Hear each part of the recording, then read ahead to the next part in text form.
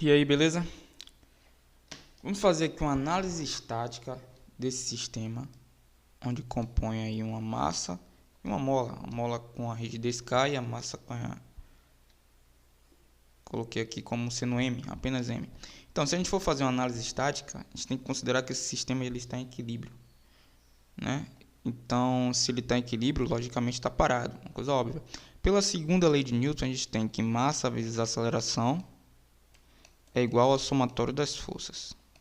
Segunda lei de Newton, mas como o nosso sistema está parado, a gente vai ter que essa massa vezes a aceleração aqui vai resultar em zero.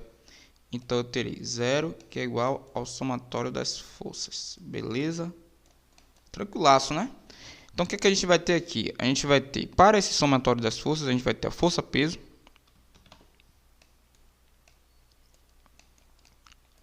E a gente vai ter a força elástica. No sentido contrário aí do peso, logicamente, para ficar em equilíbrio. Então a gente vai ter que zero é igual ao peso, tá para baixo, menos a força elástica. Aí a fórmula do peso é massa vezes gravidade, e a fórmula da força elástica é a rigidez multiplicado pela deformação. E a gente vai chamar essa deformação elástica, na análise estática, a gente vai chamar essa deformação elástica de delta, ok? Vamos chamar aí de delta, beleza? Uma constante. Comprei lá a mola, coloquei a massa. Aí no momento que eu coloquei a massa, a mola se esticou em delta, beleza? Vai ser uma constante. Então aí é o nosso ponto de equilíbrio. Esse aqui é a nossa marcação da linha de equilíbrio em relação à massa mola. Ok, então a gente vai ter o seguinte. A gente vai ter que massa vezes gravidade. Jogando uma força elástica para o lado de cá, a gente vai ter K delta é igual a massa vezes gravidade. Pronto. Percebe-se que para que esse sistema ele fique em equilíbrio, é uma coisa muito óbvia, muito lógica, a força elástica necessariamente tem que ser igual ao peso. Ok. Então vamos partir agora para a análise dinâmica. O que é que eu vou fazer nessa análise dinâmica? Eu vou forçar, tirar esse sistema da posição de equilíbrio. Olha o que foi o que eu fiz. Vou chamar essa elongação da mola de x. Estou forçando meu sistema para baixo. No caso, aqui é até importante ressaltar que existe uma diferença entre perturbação e excitação. O que eu estou aplicando aqui vai ser perturbação. Eu vou lá com minha mão, pego essa massa e desloco para baixo. Depois, que eu desloquei essa massa para baixo, eu vou soltar esse sistema. E esse sistema ele vai começar a entrar em oscilação em torno de um ponto de equilíbrio. E é isso que é vibração. Vibração é a oscilação em torno de um ponto de equilíbrio. Então, aqui a gente já está entrando realmente na composição ainda da disciplina de vibrações mecânicas. Através dessa análise aí, a modelagem matemática do sistema massa-mola. Beleza. Então, a gente está causando aqui... O que é que a gente está causando aqui? A gente está causando perturbação. Porque se fosse excitação, para ser excitação, a excitação ela força a vibração e fica no sistema atuando continuamente. Por exemplo, eu posso pegar essa massa daqui e ficar excitando ela para cima e para baixo, forçando a minha excitação, forçando a minha vibração, na verdade. Aí, no caso, a vibração vai passar a ser uma vibração forçada. Com a perturbação, somente perturbação, a vibração é uma vibração livre, vibra livre. Sim, então, causando essa perturbação x, a gente vai considerar que esse movimento para baixo é o nosso movimento padrão. Você poderia escolher para cima também, não tem problema nenhum. A gente vai escolher que para baixo é o movimento padrão. Então, o que a gente vai ter? Baseado na segunda lei de Newton, a gente tem que massa vezes aceleração é igual ao somatório das forças. Só que a gente não vai escrever a aceleração dessa forma. A gente pode escrever a aceleração de outra forma. Deslocamento a gente sabe que é x, mas a gente sabe que se a gente derivar o deslocamento, a derivada temporal, se a gente derivar o deslocamento em função do tempo, a gente vai ter velocidade. Então, vou escrever velocidade dessa forma. E se a gente derivar a velocidade em função do tempo, mais uma vez, a gente vai ter aqui x dois pontos, que vai ser a aceleração. Então, eu vou escrever a aceleração como sendo x dois pontos.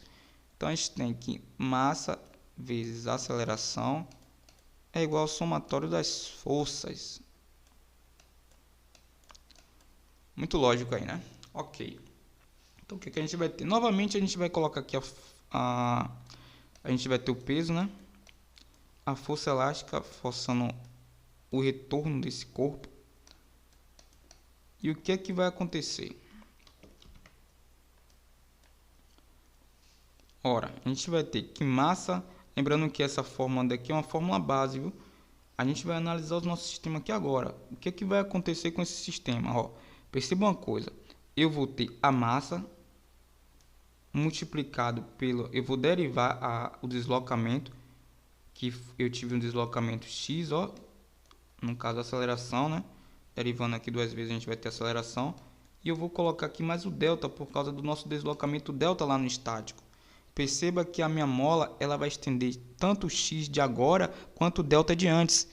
Então eu tenho que derivar duas vezes esse delta também. Só que perceba que a gente está derivando uma constante, então isso aqui acaba indo para zero.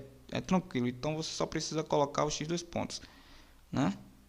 Dá para perceber que só vai ficar só esse mx dois pontos aí, que vai ser igual ao somatório das forças, onde a gente tem o peso, mesmo sentido do nosso padrão, movimentação padrão que a gente adotou, peso menos a força elástica. Aí aqui, nessa parte, a gente vai repetir a massa vezes a aceleração, mx dois pontos, que vai ser igual a massa vezes a gravidade. E agora a gente vai ter a força elástica. A gente sabe que força elástica é a rigidez multiplicado pela deformação da mola.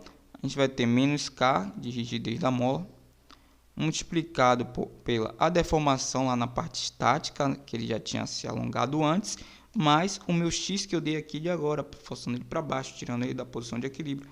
Então, mais kx, está aí. O que a gente pode fazer? Ó, perceba que a gente vai ter aqui mx dois pontos, que vai ser igual a massa vezes a gravidade, menos, aqui a gente vai ter k delta, menos kx.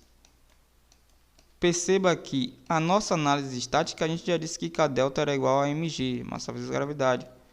Então, a gente pode fazer essa anulação daqui, ó, porque massa vezes gravidade menos o k delta vai ficar igual a zero, eles dois são iguais. Então, a única coisa que vai sobrar vai ser o meu menos kx aí na equação.